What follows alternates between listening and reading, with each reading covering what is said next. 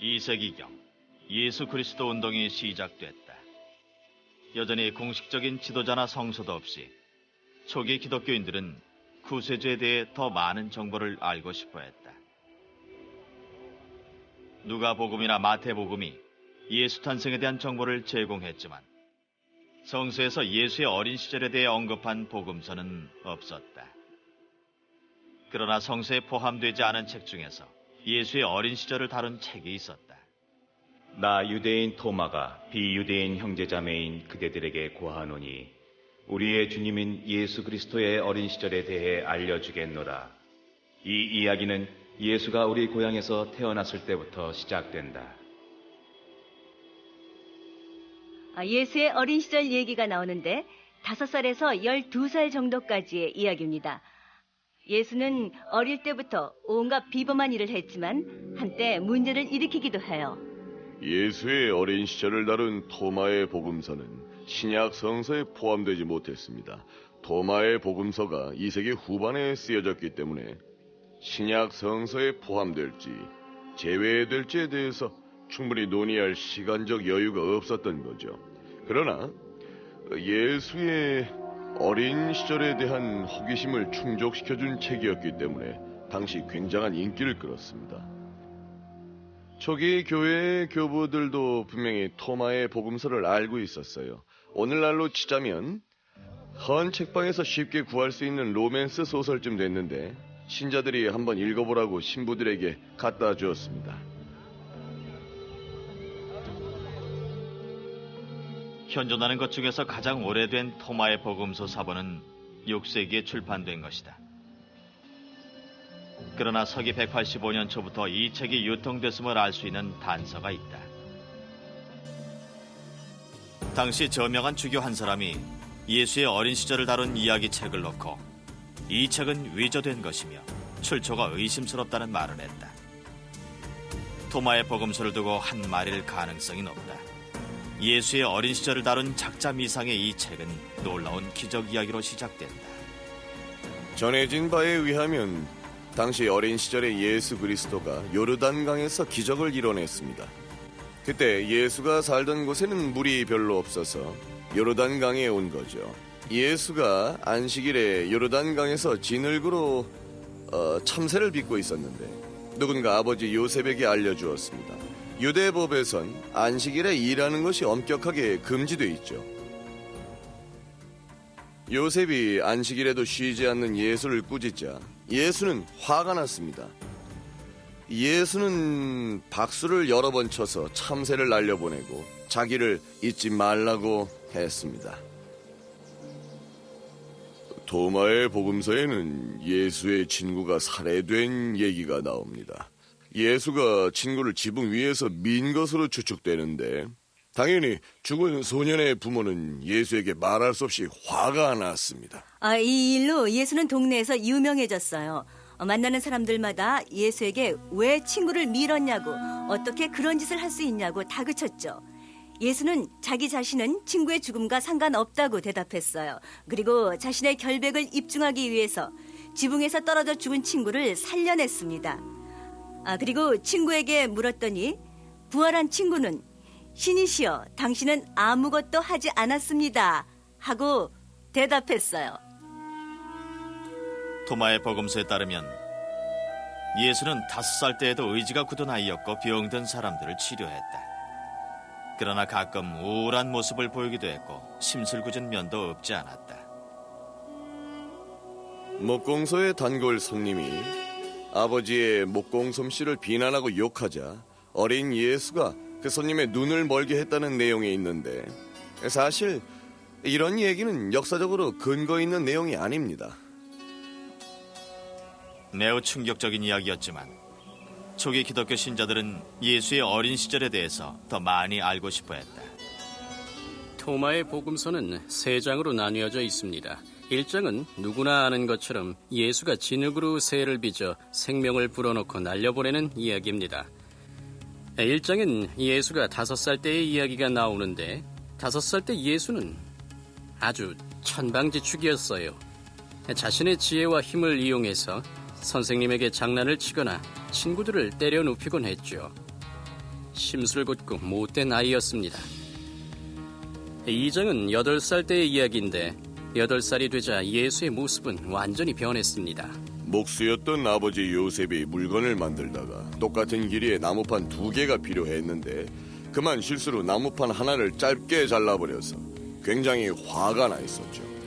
예수는 괜찮으니까 나무판 2개를 나란히 놓아달라고 했습니다.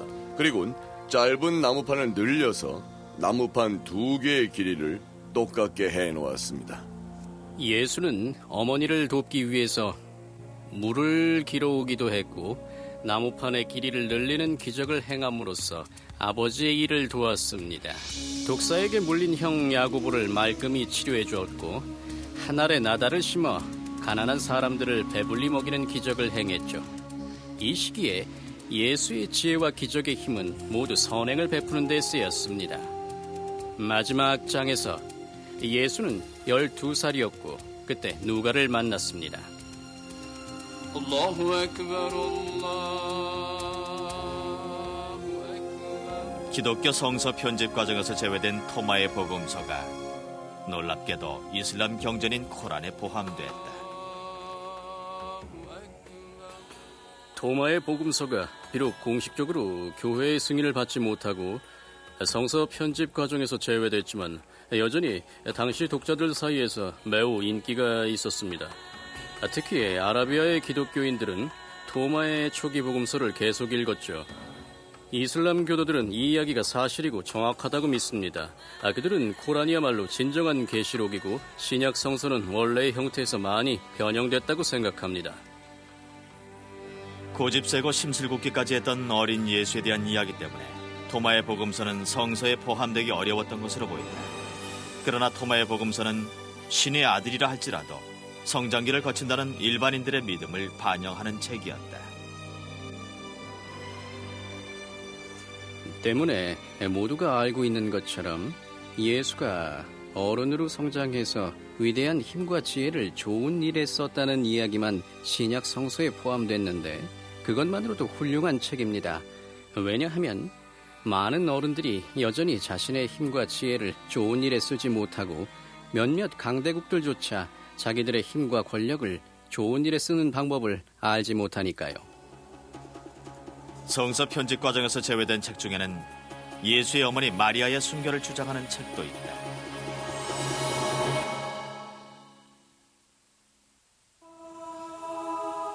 기독교 성서는 마리아라고 하는 젊은 유대인 처녀가 신에게 선택되어 구세주를 출산하는데 처녀가 출산을 한 것으로 보아 그녀의 아들은 인간이 아니라 신이라고만 기록돼 있다.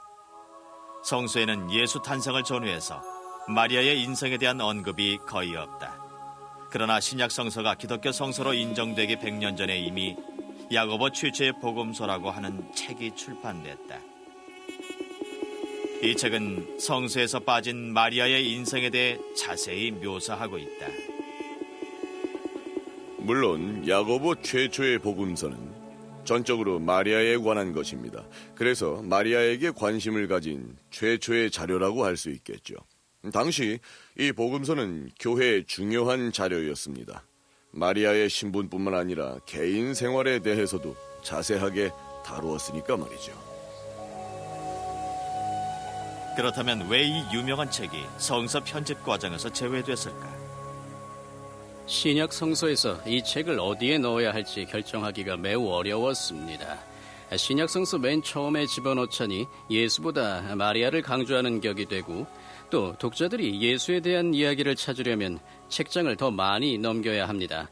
그런 점에서 본다면 충분히 일리가 있어요. 기독교 신자라면 누구나 예수에 대한 이야기에 관심이 제일 많으니까요. 야고보 최초의 복음서는 중년이 넘은 마리아의 부모님 조아킴과 에나에 대한 이야기로 시작된다. 수년 동안 하나님께 아이를 갖게 해달라고 간절히 기도했다.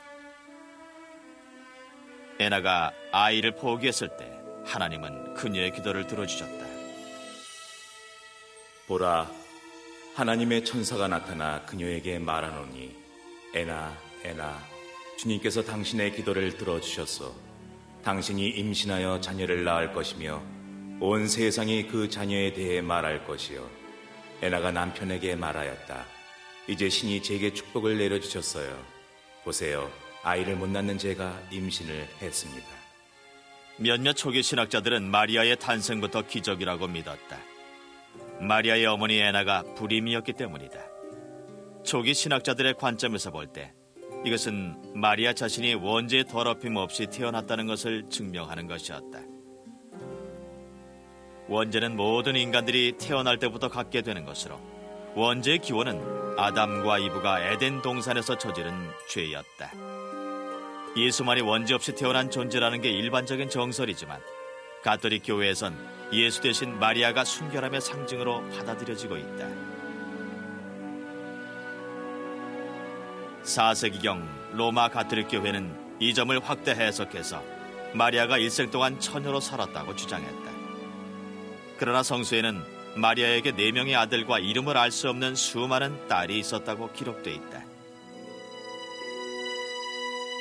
따라서 몇몇 기독교 신자들은 마리아의 순결성에 강한 의문을 품고 있다.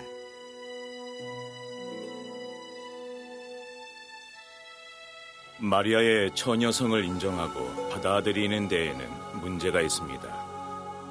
왜냐하면 마르코 복음과 마태 복음에 분명히 예수의 형제 자매에 대한 이야기가 언급되어 있기 때문입니다. 어떤 교회든지 동정녀 마리아를 바라보는 시각은 동양이든 서양이든 어디를 막론하고 똑같습니다. 즉, 하나님이 순결한 동정녀 마리아를 선택해서 인간의 몸에 성령을 내리셨다는 건 변함이 없죠. 특히 동방교회에서 마리아는 테오토코스, 즉 신을 잉태한 사람으로 불립니다. 마리아가 신을 잉태했기 때문에 마리아의 몸이 순결하다는 거죠. 굉장히 중요한 내용을 담고 있기 때문에 작가는 초기 기독교 지도자 중에서도 가장 존경받던 야고보의 이름을 내세워서 책 제목을 정했다. 야고보는 이 책이 쓰여지기 100년 전에 돌에 맞아 죽었다. 어떻게 보면 야고보 최초의 복음서란 제목 때문이라도 초기 교회 시대부터 이 책의 중요성은 더욱 강조될 수 있었습니다. 야고보는 사도 베드로 이후 예루살렘 교회에서 존경받는 지도자였죠. 신학적인 관점에서 볼 때 야고보는 예수의 배다른 형제이거나 사촌이라고 볼 수 있습니다. 이 책은 고대 시대에 유대인들이나 기독교 신자들에게 매우 인기 있는 책이었습니다. 고대의 유명한 예언자이자 사도의 작품이었으니까요. 야고보 최초의 복음서는 마리아 자신이 처녀 잉태로 태어났다는 사실뿐만 아니라 예수 또한 처녀 잉태로 태어났다는 사실을 다시 한번 강조했다. 마리아가 임신을 하자 요셉은 화가 났습니다. 물론 예수의 처녀 잉태설은 성서에 포함된 복음서를 통해서도 알고 있는 내용이었죠. 이 이야기에선 살로메라는 이름의 여성이 등장합니다. 그녀는 마리아가 처녀라는 걸 확인시켜주기 위해서 등장합니다. 결국 마리아가 처녀라는 사실을 알게 된 요셉은 안심하고 그렇게 해서 예수가 태어납니다. 그림처럼 아주 상세하게 묘사함으로써 야고보 최초의 복음서는 기독교 성서에서 가장 많은 논란의 대상이 되고 있는 예수의 처녀 잉태 문제를 해결했다. 그러나 예수를 출산한 이후 마리아의 독신 생활은 어떠했을까? 신약 성서엔 구세주의 형제 자매에 대한 이야기가 언급된다. 저 사람은 목수의 아들이 아닌가? 어머니는 마리아요. 그 형제들은 야고보, 요셉, 유다, 시몬이 아닌가? 이 구절은 마리아가 영원히 처녀라고 믿는 사람들에게 걸림돌이 되고도 남았습니다. 따라서 그들은 야고보 최초의 복음서를 통해서 그 해답을 찾아야 했습니다. 그들은 그 지역에 사는 호라비들 중에서 마리아와 결혼할 만한 착한 사람을 찾았습니다. 그렇게 해서 요셉이 등장하고 마리아와 요셉은 결혼을 하게 됩니다. 호라비였던 요셉에겐 이미 전처와의 사이에서 낳은 아이들이 있었고 이렇게 해서 이야기는 점차 통속적으로 흘러가게 됩니다. 성서에서 언급된 예수의 형제 자매들이 요셉과 전처 사이에서 낳은 아이들임을 밝힘으로써 야고보 최초의 복음서는 마리아의 영원한 처녀성을 다시 한번 강조했다. 예수의 형제인 야고보 최초의 복음서를 통해 요셉이 전처와의 사이에서 낳은 아들과 딸들이라는 사실을 밝힘으로써 예수에게 또 다른 형제 자매들이 있다는 성서의 기록을 뒷받침하고 마리아의 영원한 처녀성을 입증한 것입니다. 기독교 성서 편집 과정에선 제외됐지만 이 이야기는 수세기 동안 근동 지역에 널리 퍼져 있었고 이슬람 경전이 집필될 무렵 아랍의 기독교인들에게까지 알려졌다. 코란엔 요셉과 마리아의 결혼뿐만 아니라 요셉의 아이들 그리고 예수의 처녀 잉태설에 대한 내용이 등장한다. 코란은 많은 여자들의 얘기가 언급되지만 누구누구의 아내 또 누구누구의 딸 어느 지역의 여왕이라고만 나올 뿐이고 유일하게 이름이 언급되는 여자는 마리아뿐입니다. 따라서 마리아는 코란에서 매우 중요한 역할을 합니다. 누가복음에서 마리아에게 예수 탄생을 알린 이야기는 코란 19장의 내용과 매우 흡사합니다. 천사가 말했다. 주님의 부름을 받고 너에게 소식을 전하러 왔다. 주님이 너에게 위대한 아들을 내리셨다. 그녀가 말했다. 제가 어떻게 아들을 가질 수 있나요? 이 몸은 처녀입니다. 그가 말했다. 주님께서 그 정도는 내게 매우 쉬운 일이다 하고 말씀하셨다. 하나님께서 인간들을 위해 은총을 내리셨다. 이 일은 이미 결정된 일이다. 성서보다 코란에서 마리아의 이름이 더 많이 언급되지만 이 사실을 아는 기독교인들은 매우 드물죠. 이슬람 교도들도 기독교인들처럼 동정녀 마리아가 예수를 낳았다고 믿고 예수의 처녀 잉태를 믿습니다. 2세기경 기독교인들 사이에서 굉장한 인기를 누렸음에도 불구하고 기독교 성서에 포함된 이야기는 예수의 어머니 마리아에 대한 이야기가 아니라 예수의 이야기뿐이었다.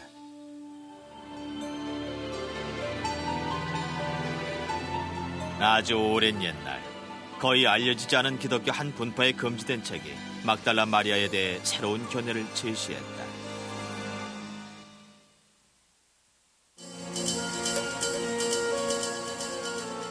고대 역사와 성서를 연구하는 학자들은 일생 동안 고대 문헌이 발굴되기를 간절히 바랬습니다.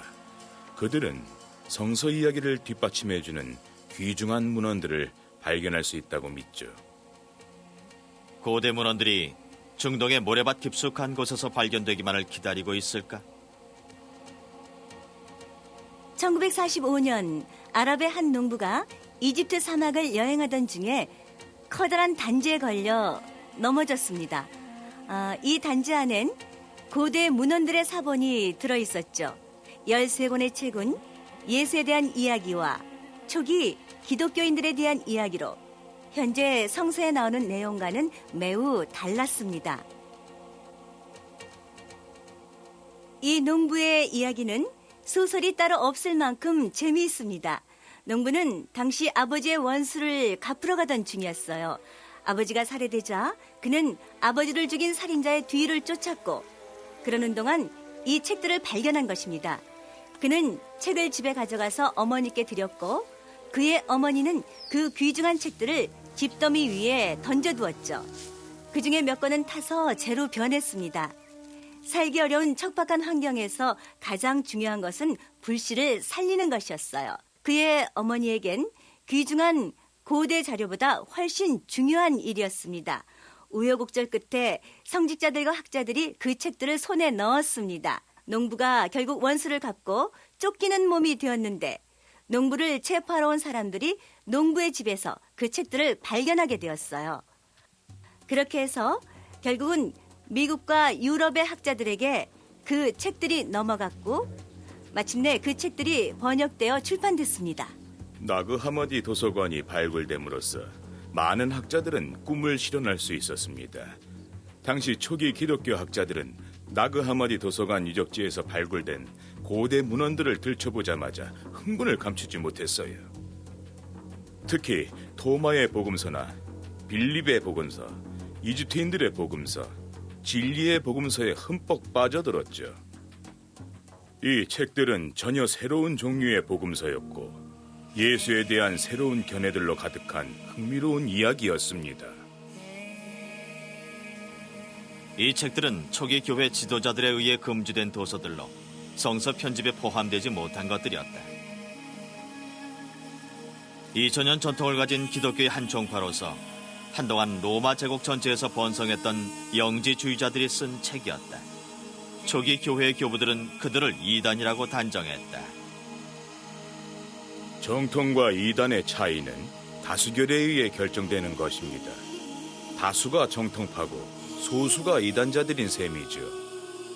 따라서 다수는 천국에 가고 소수는 결국 이단으로 몰려 지옥으로 떨어지게 됩니다. 노스틱, 즉 영지주의란 이름은 그리스어로 지식을 뜻하는 그노시스를 어원으로 한다.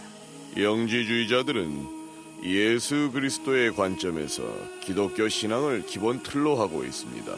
그러나 그들은 기독교 정통파라고 부르는 사람들의 관점과는 전혀 달랐습니다. 영지주의자들은 교회 지도자들이 인정하는 창세기의 창조 이야기를 거부했다.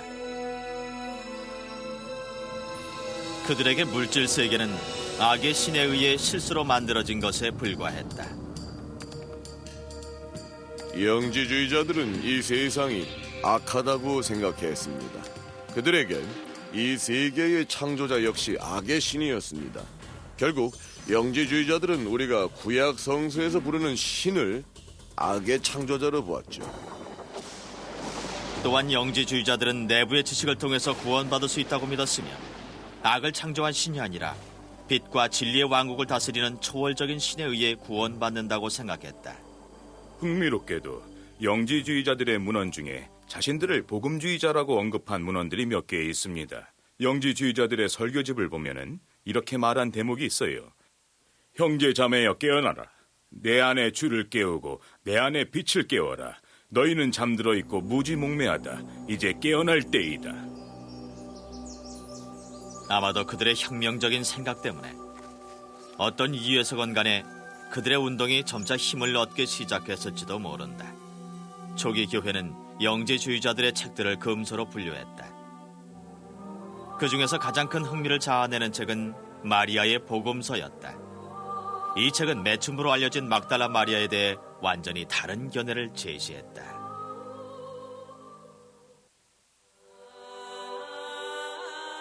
마리아의 복음서는 막달라 마리아에 대한 새로운 견해를 제시했다.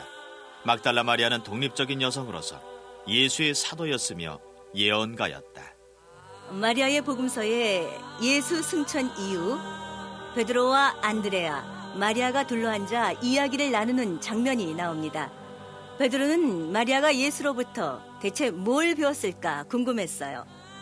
마리아와 예수가 특별히 가까운 사이라고 생각했으니까요. 그래서 예수가 자기들이 알고 싶어하는 중요한 이야기를 마리아에게만 해주었을 거라고 생각했습니다.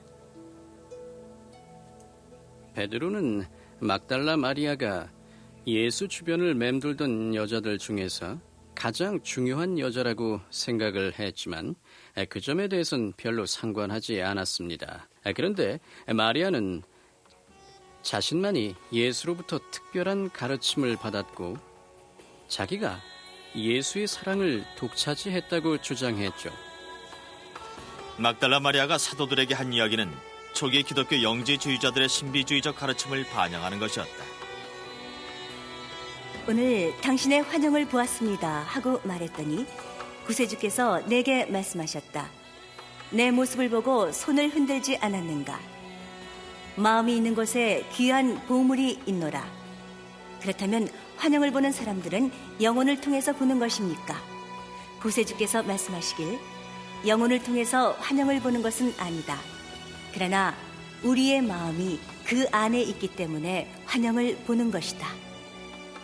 처음으로 사도 안드레이는 그녀가 배운 가르침이 좀 이상하다고 느끼고 어떻게 예수가 그렇게 이상한 걸 가르쳤을까 생각했죠.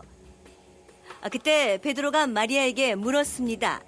그녀가 한 말을 토대로 한 게 아니라 그녀의 성별과 관련된 질문이었죠. 어떻게 예수가 우리가 아닌 여자에게 그런 얘기를 할 수가 있을까 하고 물었죠. 그때 사도 리바이가 막달라 마리아를 변호하고 나섰습니다. 이보게 베드로, 자넨 항상 성질이 급하군. 예수가 마리아를 소중하게 여겼는데 어떻게 우리가 막달라 마리아를 판단할 수 있겠나 하고 말했죠. 마리아의 복음서가 기독교 성서에 포함되지 않은 이유는 여러 가지입니다. 그 중에 하나는 물질 세계를 바라보는 영지주의자의 관점이 신약 성서와 맞지 않았기 때문입니다. 그리고 막달라 마리아가 이야기한 내용에도 문제가 있었죠. 그녀가 얘기한 모든 것들이 올바르고 솔직했다면, 또 그녀가 정통교리를 이야기했다면 문제는 달랐을 겁니다. 그녀는 모두 예수의 가르침이라고 했지만 신약 성서엔 포함되지 못했죠. 여자들은 지적이지도 똑똑하지도 올바르지도 않다고 생각했기 때문에 여자들을 정신적 지도자로 생각할 수 없었습니다. 때문에 막달라 마리아가 문제였어요. 예수 승천을 처음으로 알았던 사람은 바로 막달라 마리아였습니다. 남자들이 아니라 막달라 마리아였어요. 따라서 막달라 마리아가 높은 지위에 있었던 게 분명합니다. 그러나 나중에 신학자들이 고대 문헌을 분석하기 시작했을 때 물론 그 신학자들도 거의 남자였습니다. 그들은 막달라 마리아를 비판하고 악기가 쓰였다거나 문제가 많은 여자로 묘사했죠. 예수가 정말 사랑했던 여인이라고 하는 것보다 차라리 매춘부라고 하는 게 훨씬 간단하고 속 편했습니다. 당시 교회의 분위기를 그대로 반영한 것뿐입니다. 남자와 여자의 역할이나 지위에 관한 논쟁이기도 했죠. 초기 교회에서 막달라 마리아처럼 거침없이 자신의 의견을 얘기할 수 있는 여자들이 들어갈 자리는 없었습니다. 마리아 복음서에는 분명 여자들의 자리가 있다고 얘기했지만 신약 성서에는 그런 자리가 전혀 없었죠. 4세기 중반 영지주의자들의 문헌들이 교회의 검열을 받았다. 아타나시우스 주교는 모든 교회와 수도원에 편지를 보냈다. 그가 보낸 편지엔 신약 성서에 공식적으로 포함되는 책의 목록뿐만 아니라 신약 성서에서 제외되어야 할 목록까지 적혀 있었다. 베드로의 복음서를 비롯한 여러 복음서와 마찬가지로 마리아의 복음서는 초기 기독교 사회의 기준으로 볼 때 중요하지 않았습니다. 게다가 마리아의 복음서는 영지주의자들의 복음서라고 알려졌기 때문에 신약 성서의 목록을 결정하는 기독교 주류 사회에 호감을 받을 수 없었던 겁니다. 나그 하마디 근처에 몇몇 수도사들도 아타나시우스 주교의 소문을 들었을 거예요. 신앙심 깊고 교회에서 영향력이 대단했던 아타나시우스가 금서의 목록을 정했다는 얘기를 들었을 때 수도사들도 도서관으로 가서 금서를 모두 치워야겠다고 생각했습니다. 그러나 그들은 그 책들을 너무나 사랑했기 때문에 나일강에 던져버리거나 불살라버릴 수 없었어요. 그래서 책들을 커다란 항아리에 넣어서 나그 하마디 근처의 절벽 아래 커다란 바위 옆에 안전하게 묻었습니다. 이렇게 해서 땅속에 꼭꼭 숨어있던 고대 영지주의자들의 귀중한 책들이 몇 세대가 지난 후 세상 밖으로 나올 수 있었다. 당시 발굴된 고대 문헌에는 예수가 지옥으로 내려갔다는 신비한 이야기가 담겨 있었다.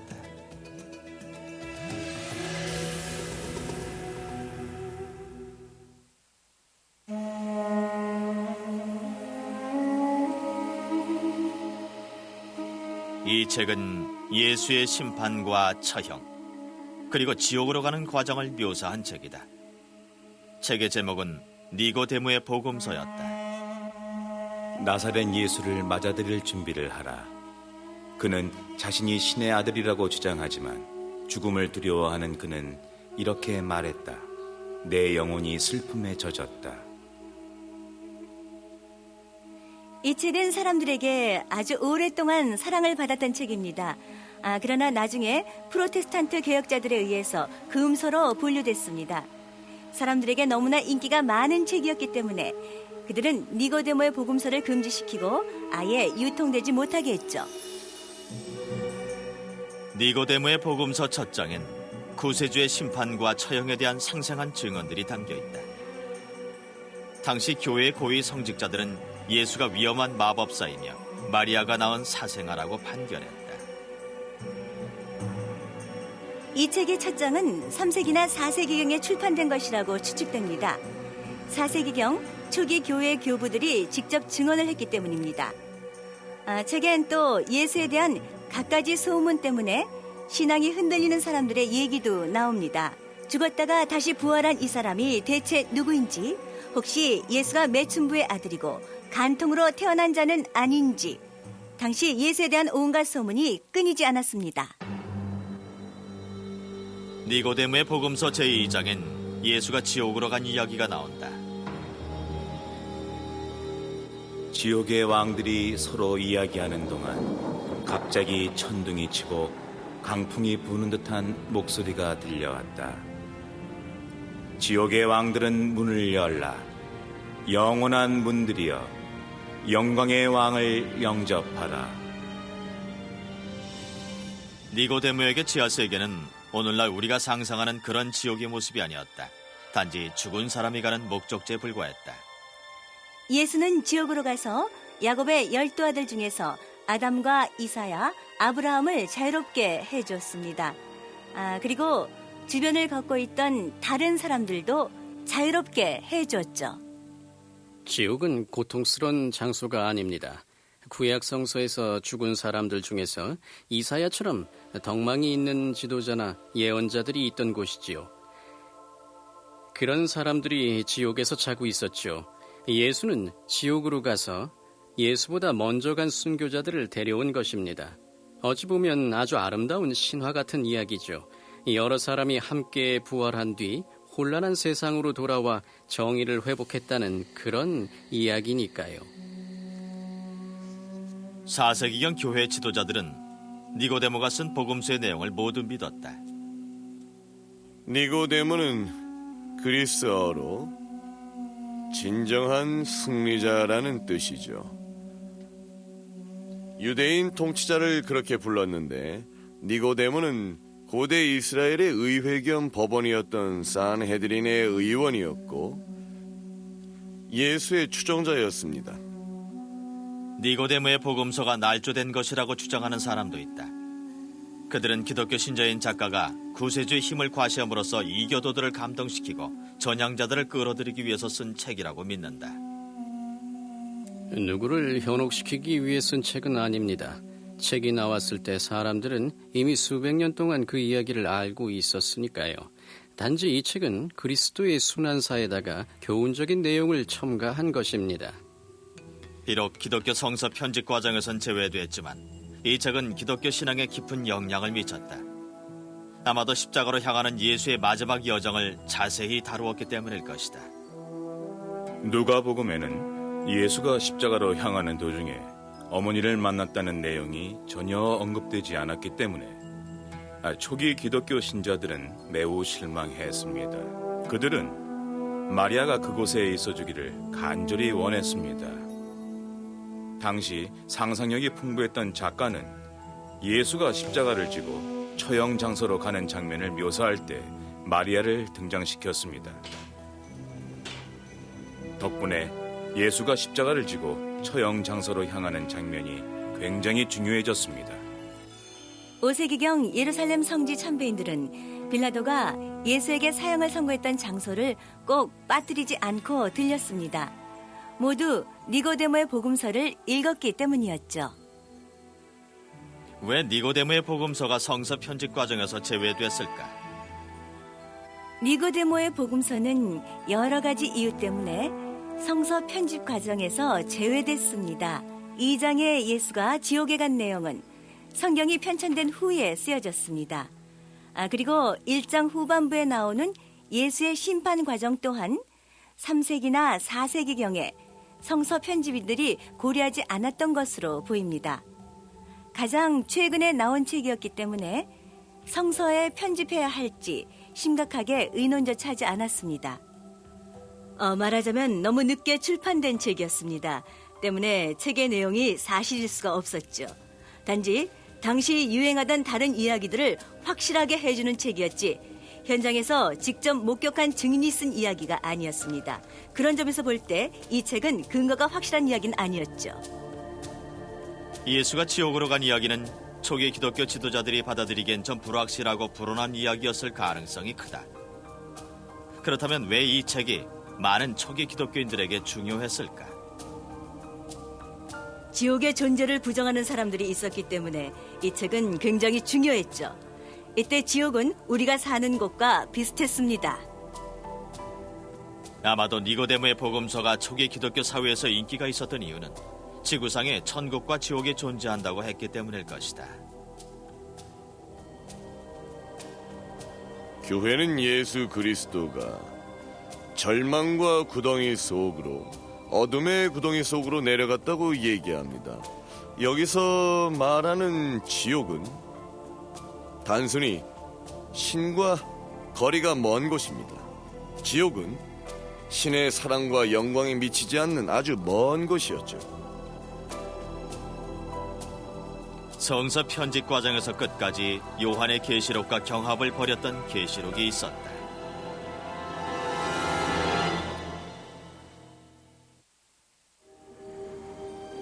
주님이 오시기로 한 날, 동방과 서방의 아이들은 영생의 주 아버지 하나님 앞에 모두 모여라.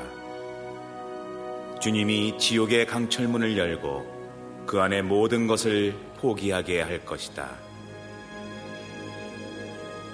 베드로의 계시록은 초기 기독교인들에게 인기 있던 많은 계시록 가운데 하나였다. 거의 성서 편집 과정에 포함될 뻔했지만 결국 요한 계시록이 선택됐다. 베드로의 계시록이 끝까지 물망에 오른 이유는 무엇 때문일까? 그리고 왜 마지막에 요한의 계시록이 선택된 것일까? 당시 많은 사람들은 예수의 사도들이 요한 계시록을 직접 썼다고 믿었습니다.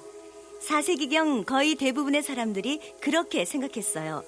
베드로의 계시록은 실제로 베드로가 쓴 게 아니라고 생각했죠. 요한의 계시록이 훨씬 더 공들여 쓴 책이라고 믿었습니다. 단순히 문학적으로 더 뛰어나다고 생각했어요. 베드로의 계시록은 원본이 아니라 이것저것 짜맞추고 고친 책이라는 인식이 강했기 때문에 문학적으로나 역사적으로 가치가 떨어진다고 여겼죠. 예수가 십자가에 못 박힌 지 3세기 후 로마인들은 기독교인들과 유대인들뿐만 아니라 로마 제국의 적이라고 여겼던 모든 사람들을 박해하고 처형했다. 바로 이 시기에 계시록에서 말하는 종말론이 등장하기 시작했다. 계시록이란 말은 그리스어로서 비밀을 폭로한다는 뜻입니다. 계시록은 실제로 신학적인 정의 테두리 안에서 하늘의 비밀을 밝히고 있습니다. 신이 직접 하늘을 열고 뭔가 중요한 것들을 공개하는 것입니다. 계시록의 내용을 담은 책들은 금서로 분류됐다. 로마 제국 황제의 전횡을 타도하자는 것처럼 상징적으로 위험한 사상을 담고 있었기 때문이었다. 계시록은 가까운 시일 내에 현재 우리가 살고 있는 악의 시대라든지 부패와 타락, 폭력의 시대가 종말을 구하게 될 것이라고 이야기하고 있습니다. 우리가 주로 표현하는 것처럼 세상의 종말이 아니라 악의 종말입니다. 신이 조만간 모든 것을 해결하겠지만 정확한 시기는 알 수 없었습니다. 역사적으로 박해가 심할 때 특히 계시록을 쓰는 사람들이 많습니다. 요한의 계시록이나 베드로의 계시록도 마찬가지였습니다. 2세기경 많은 기독교 신자들은 베드로의 계시록이 성령으로부터 영감을 받은 책이라고 믿었다. 아마도 성서 편집 과정에서 심각하게 고려됐기 때문일 것이다. 유세비우스가 성서로 인정되거나 논쟁이 많았던 책, 그리고 금서로 분류된 책들을 이야기하면서 그는 베드로의 계시록이 당시에 굉장한 인기를 누렸다는 사실을 인정했습니다. 실제로 유세비우스는 신약 성서의 맨 마지막 장을 장식하는 요한 계시록의 의혹을 품었고 요한 계시록보다 베드로의 계시록을 더 심각하게 받아들였죠. 베드로의 계시록은 죄인들이 끔찍한 형벌을 받고 올바른 사람들이 구원받는다는 점을 생생하게 묘사했다. 지옥의 진짜 모습이 어떤지 소름 끼칠 정도로 섬뜩하게 자세히 설명했어요. 마치 중세시대의 그림을 보는 것 같았죠. 신을 욕하는 자는 혀를 묶어 매달 것이고 간음한 자는 성기를 묶어 매달 것이라고 했죠. 예를 들어 간음한 자는 머리카락에 묶여 매달렸습니다. 고리대금업자는 특별한 방법으로 형벌을 받았죠. 아마 쓰레기 더미에 무릎을 꿇었을 거예요. 불경스러운 말을 하는 자들도 처벌을 받았습니다. 특히 베드로의 계시록에선 순교자들에게 불리한 증언을 하는 사람들도 처벌을 받았습니다. 그런 점으로 미뤄볼 때 베드로의 계시록을 쓴 작가는 순교자였을 가능성이 큽니다.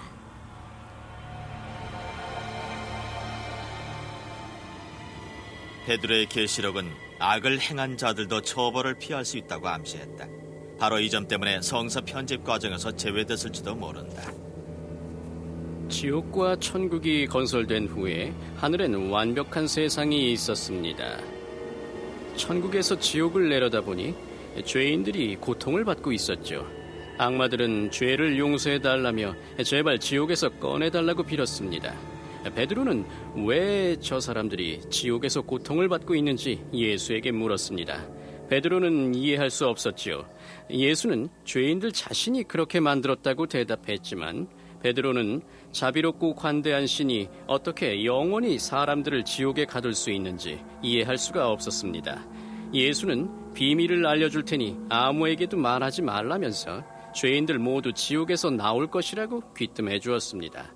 하지만 아무에게도 알리지 말라고 했어요. 그럼 또다시 죄를 저지를 테니까요. 이건 도저히 교회에서 받아들일 수 없는 것이었습니다. 언젠가 지옥에서 나올 수 있다는 사실을 알게 된다면 누구나 제멋대로 행동을 할 테니까요.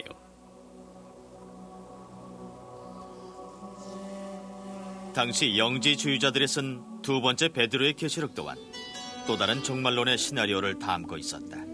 그러나 영지주의자는 이단이었고 따라서 이 책 또한 금서로 분류됐다. 영지주의자들은 주교와 집사들을 빈 껍데기에 불과하다고 했습니다. 그들은 교회의 권위를 뒤흔들고 영지주의 운동을 펼치고자 했습니다. 영지주의자들이 쓴 베드로의 계시록에서 가장 큰 반향을 일으켰던 부분은 예수의 죽음을 묘사한 대목이었어요. 십자가에 못 박혔을 때 진짜 예수 그리스도가 옆에 서서 신의 아들을 죽이려는 인간의 시도를 비웃고 있었습니다. 물론 영지주의자의 입장에서 볼 때 진짜 신의 아들은 인간이 아니었습니다. 실제로 아담과 이브의 생애나 에녹서 그리고 예수의 어린 시절을 다룬 책들처럼 독자들에게 많은 인기를 누렸던 책들은 성서 편집 과정에서 심각하게 고려되지 않았다. 그러나 오늘날 우리들에게 알려진 고대 문헌의 사본만 해도 수백 권이 넘으며 앞으로 더 많은 사본들이 발견될 것이다.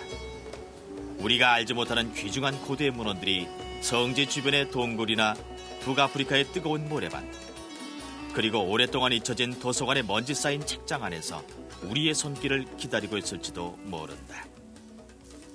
꼭 기억해야 할 점은 신약 성서에 포함되지 못한 책들이 어딘가에 존재할 수 있다는 것입니다. 역사 속으로 사라진 책들이 수십 권일 수도 있고 수백 권이 될 수도 있습니다. 결국 영지주의자들의 책이 많은 사람들의 관심을 끌었습니다. 그들의 책은 오랫동안 이집트의 사막 깊은 곳에 꼭꼭 숨어 있었죠. 영지주의자들의 책 속에는 그리스 로마를 비롯해서 유대교와 기독교, 이슬람교의 자료들이 함께 있었습니다. 단지 성서만 갖고 초기 교회를 연구한다면 편협할 수밖에 없습니다. 실제로 방대한 양의 고대 문헌들을 함께 연구해야만 예수가 누구인지, 예수 그리스도와 하나님의 관계는 어떤지, 기독교 신자들과 예수와의 관계는 어떤지에 대해서 다양한 사람들의 갖가지 견해를 이해할 수 있습니다. 성서라는 이름으로 묶인 몇몇 선택된 책들만 본다면 역사적으로도 크나큰 손실이죠.